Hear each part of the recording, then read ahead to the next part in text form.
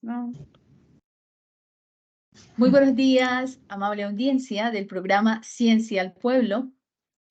Esta mañana, con mis buenos días, también estamos dando paso a un cambio que ha significado para la universidad y para la institución Coredi una fusión que hoy nos pone en otra dimensión de las comunicaciones desde la ciencia para el pueblo.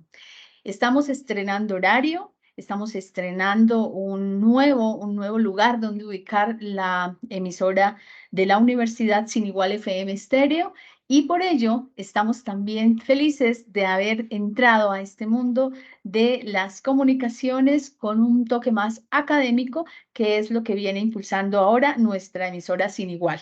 Con este nuevo saludo, de verdad que nos emociona estar de nuevo con ustedes. Y para esta entrada tenemos hoy a una joven investigadora que viene desde la Universidad de Antioquia y ha acompañado a la Universidad Católica en una alianza por el trabajo investigativo en un proyecto que viene desarrollando la Universidad de AFIT con muchas instituciones para la formación de jóvenes investigadores en Colombia. Entonces, sin más preámbulo, está con nosotros Valeria Fernández Santana. Buenos días, Valeria. Esta es la emisora Ciencia, esta es la emisora Sin Igual y el programa Ciencia al Pueblo. Buenos días, profe Blanca. Espero que todos estén muy bien. Es un gusto para mí estar aquí el día de hoy.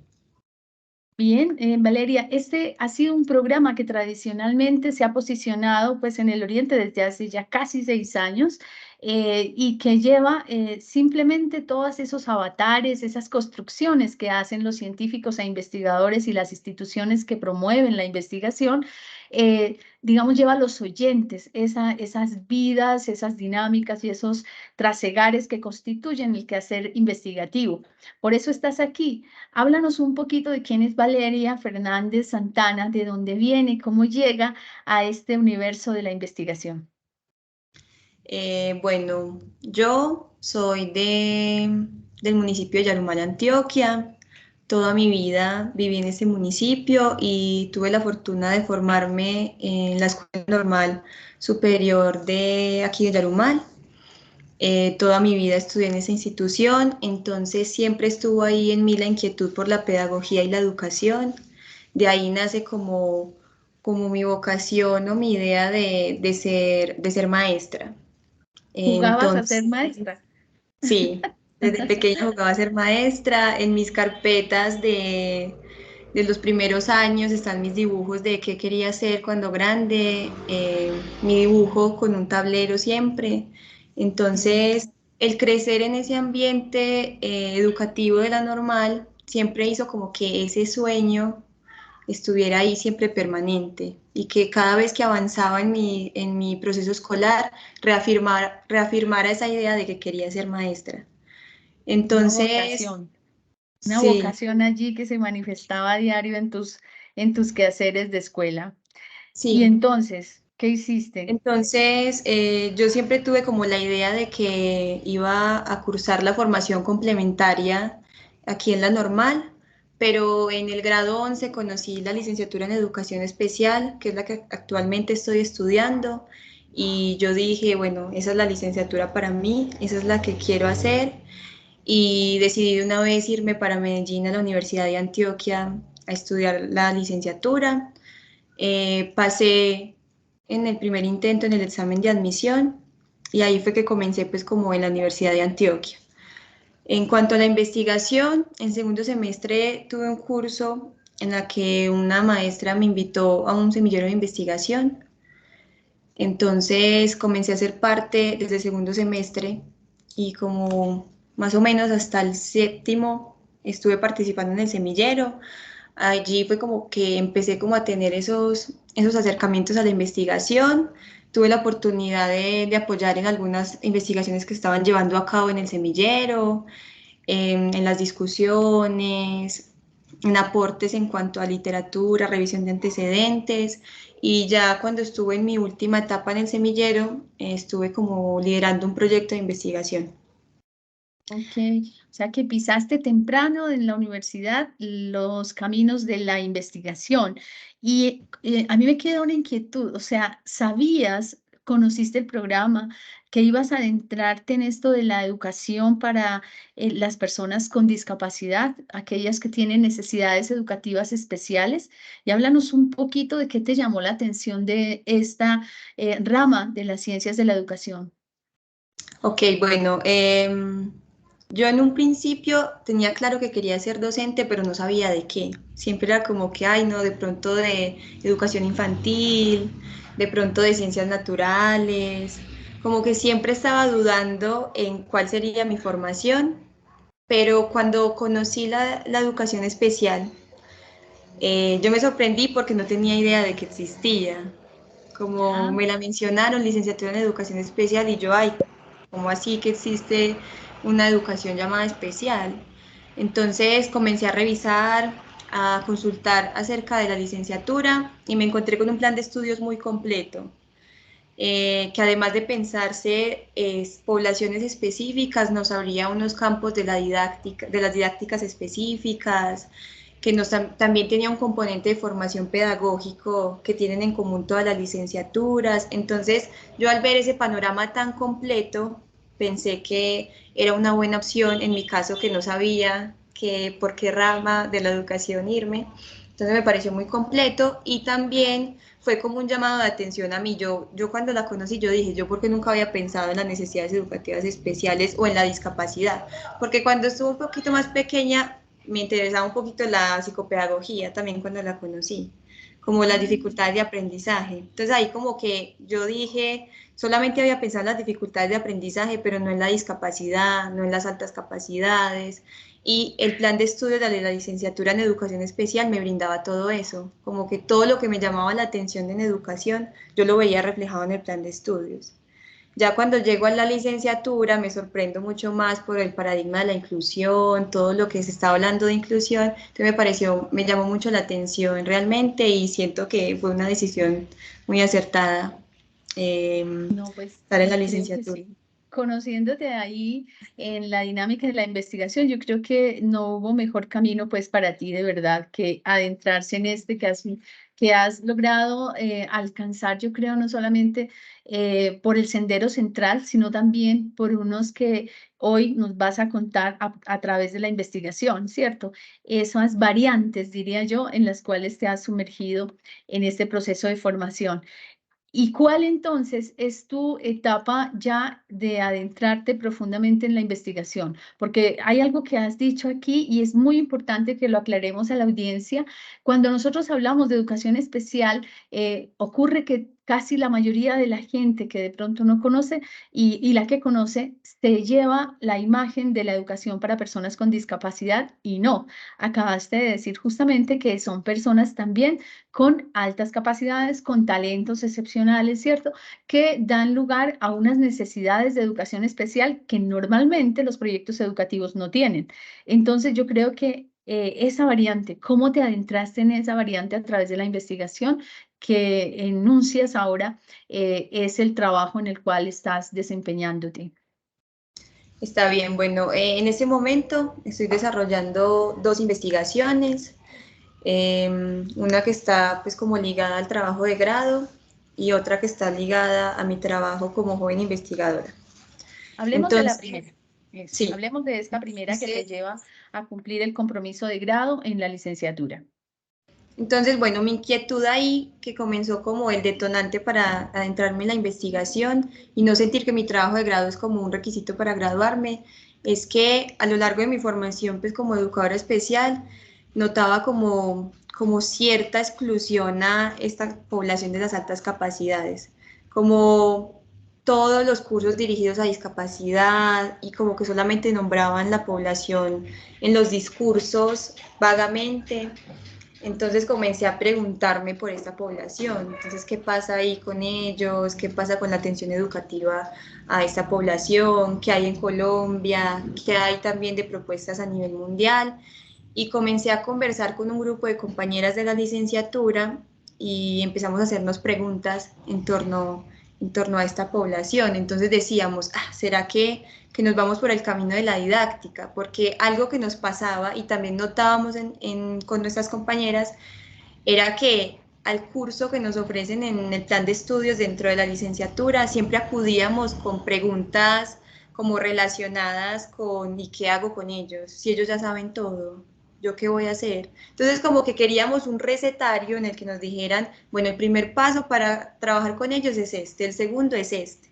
Entonces nosotras empezamos a hacernos como ese tipo de preguntas didácticas que nos permitieron como encaminar nuestro trabajo de grado y, y ya pensarnos un poco específicamente en esa parte de la didáctica que se llama metódica. Entonces, en este momento estamos pensando los caminos de formación de las personas con altas capacidades que se ven reflejados precisamente en esa metódica de contextos rurales.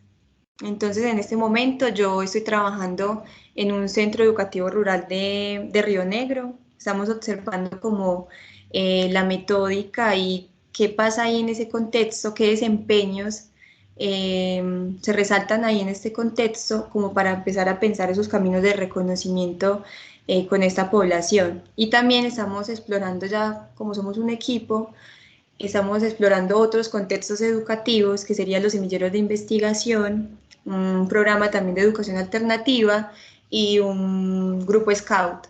Entonces, los tres están enfocados en contextos rurales porque nos parecía pertinente también pensar los desempeños en este contexto, que muchas veces también en las investigaciones que encontrábamos con altas capacidades, sobre todo pues en esa parte de la didáctica, estaba muy enfocada como en la urbe, en la parte urbana. Entonces, ahí como nos empezamos, esa fue mi primer acercamiento a la investigación como muy de lleno, que partió como de esa pregunta detonante que va como cruzando como todo el proyecto de formación pues que he tenido en la carrera. Ok, mire entonces cómo se va tejiendo, ¿cierto? Toda una urdimbre, o se va fortaleciendo la urdimbre para tejer una vida de investigación.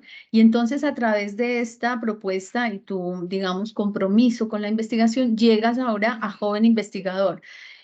Valeria entonces hace parte de un equipo de talentos, llamémoslos así, de Antioquia, que están vinculados a un programa que el Ministerio de Ciencia y Tecnología viene impulsando para su formación como joven investigador. Como joven investigadora, ahora háblanos de el proyecto que estás desarrollando en este nuevo escenario formativo.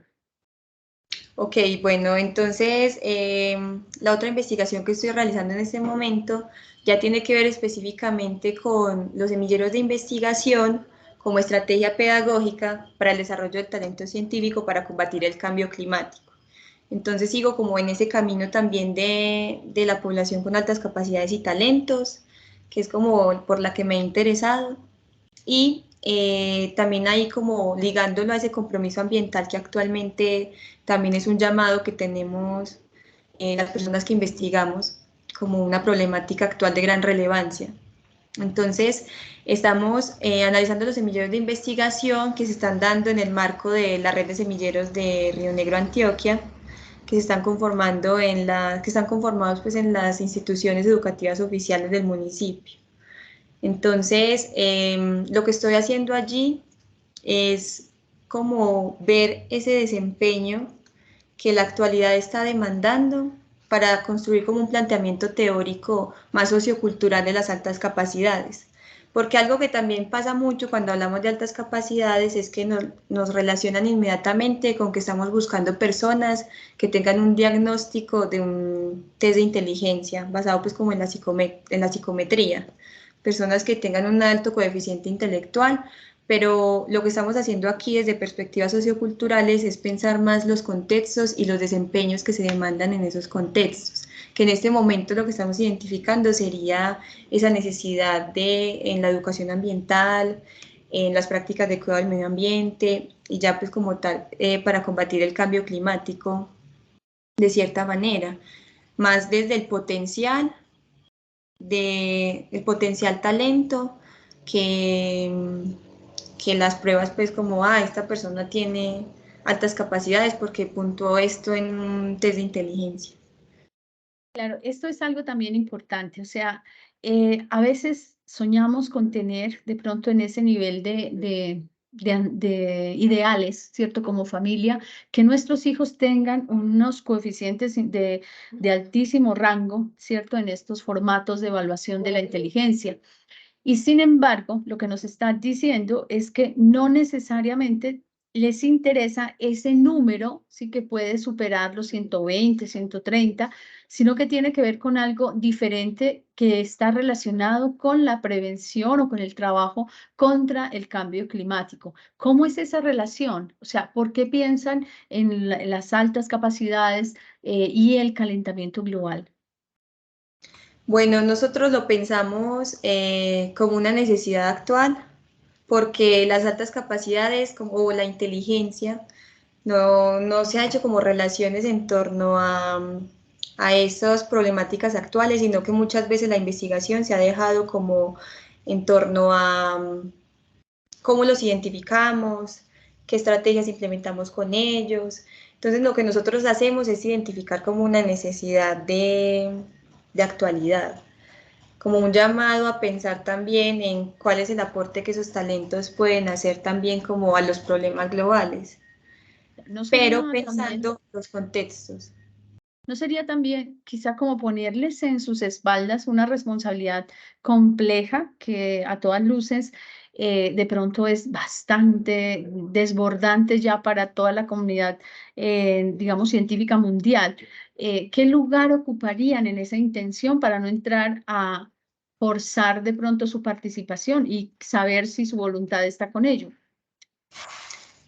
Por ejemplo, ahí esa es una aclaración muy importante porque a veces cuando lo nombramos de esta manera pareciera ser que le estamos diciendo, ocúpate tú de todo lo que está pasando, como que tú eres el responsable de hacer algo por lo que está pasando. Entonces es como una Salvadores del tensión, mundo. sí, los salvadores del mundo. Es una tensión que surge ahí y por eso nosotros estamos trabajando a partir de los contextos y de las herramientas o como de lo que les estamos brindando para desarrollar sus talentos también acorde a lo que ellos quieren, porque tampoco es como que tú tienes un talento, tienes que encargarte de esto, sabiendo que ellos pueden tener otro tipo de interés. Entonces, cuando revisamos literatura, otros exponentes como importantes en el campo de las altas capacidades, ellos exponen, uno a veces al leerlos piensa que están diciéndole eso, tú tienes que encargarte, pero también hay otros que nos están poniendo en un discurso más de los recursos, o sea, los recursos que hay en el ambiente que disponemos para ellos. Entonces no es como tú eres el que te tiene que encargar, sino que yo también, educador, estoy poniendo todo esto a tu disposición para que tu potencial se desarrolle de acuerdo a tu potencial talento se desarrolla de acuerdo a tus intereses y también como para el bien común, más que en una relación de tú eres el que se encarga de todo, es más para el bien común. En- Entiendo. Una pregunta que subyace ahí es ¿cómo se está haciendo? ¿Qué es lo que están haciendo ahorita ustedes en el marco de ese trabajo con los y las niñas del territorio rural del municipio de Río Negro? ¿Cómo están participando los estudiantes o cómo es el proceso para identificar justamente esas altas capacidades? Y ahí hay una pregunta que también está pues como implícita, es cómo identificar las altas capacidades en estos espacios. Bueno, en el marco de la investigación, lo que estamos haciendo es pues, una investigación fenomenológica hermenéutica que nos permita como analizar esos hechos que ocurren en los semilleros de investigación ambientales que están en las instituciones educativas oficiales de Río Negro. Entonces, nosotros lo que hacemos para identificar, para analizar cómo este semillero también es una estrategia para el desarrollo del talento, es que por medio de la investigación podemos ver capacidades de los estudiantes, porque también eso es muy importante, depende de cómo estemos llevando los procesos educativos y de enseñanza, se pueden o no ver los desempeños. Porque cuando el aprendizaje no está basado en el estudiante, el desempeño tiende a estar oculto, como que el estudiante obedece lo que hay que hacer y no se deja como ver todo su potencial y todo lo que puede hacer. Entonces, los semilleros de investigación lo que hacen es que cuando ellos están poniendo sus intereses, están llevando a cabo sus investigaciones desde la básica primaria, nosotros podemos ir identificando esos desempeños que se van notando, que se van viendo en su discurso, en las preguntas que hacen, en cómo se van interesando y cómo van desarrollando esas investigaciones. Entonces eso es como el potencial y la potencia más bien que vemos en los semilleros de investigación. Porque cuando nosotros estamos trabajando en los semilleros con los chicos, podemos ver muchas cosas, porque el aprendizaje está basado en ellos, en sus intereses y en lo que ellos hacen. Subyace en esa propuesta una, digamos, una afirmación, parece tácita, de que las altas capacidades no solamente vienen genéticamente con uno, sino que también se pueden fortalecer y formar a través de esa interacción desde la metódica, ¿cierto? Con una reflexión que estás haciendo ahí pedagógica, por supuesto, nos das a entender que hay unas formas de altas capacidades que vienen quizá desde el nacimiento, pero hay otras que pueden ser fortalecidas y es la idea de la educación, ¿cierto? Entonces, si yo te pregunto si las altas capacidades se hacen, ¿qué nos dirías? ¿Qué dicen los teóricos al respecto? Bueno, frente a esto hay muchas posiciones encontradas, pero las teorías que son como un poco más actuales, más contemporáneas, nos van diciendo que hay una interacción entre ambiente y las características de las personas. Por ejemplo, hay la teoría de Gagné en la que nos habla de dones y talentos y él nos dice como que las personas sí tienen dones, pero necesitan unos catalizadores para que este don se pueda convertir en un talento. También hay otros que hablan de varios criterios para tener en cuenta. No es como que simplemente la persona nace y ya. O sea, tienes altas capacidades cuando naciste y listo, ¿no? Siempre hay como una interacción entre el ambiente y las características de las personas.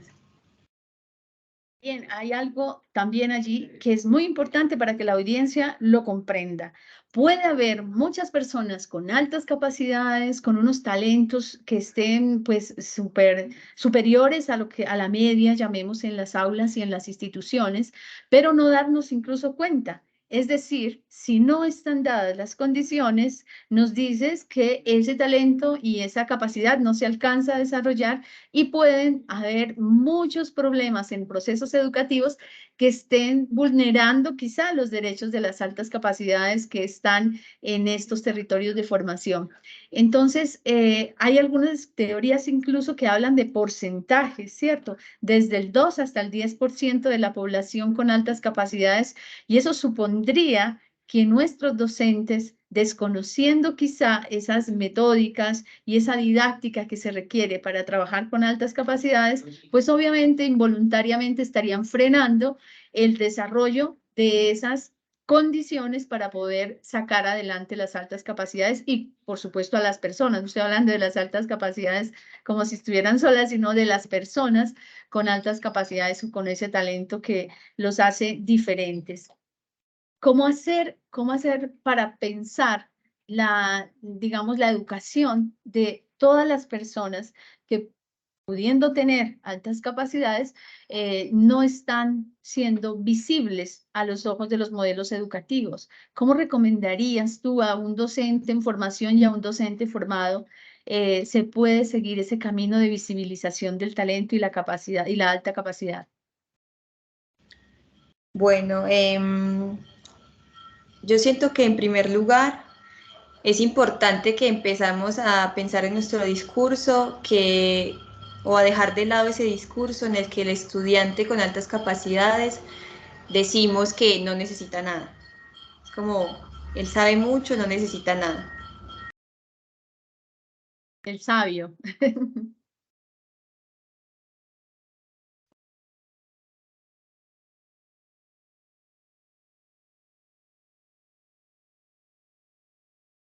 Te estamos escuchando bien. Sí, es que hay una bulla, Tranquila. entonces, bueno.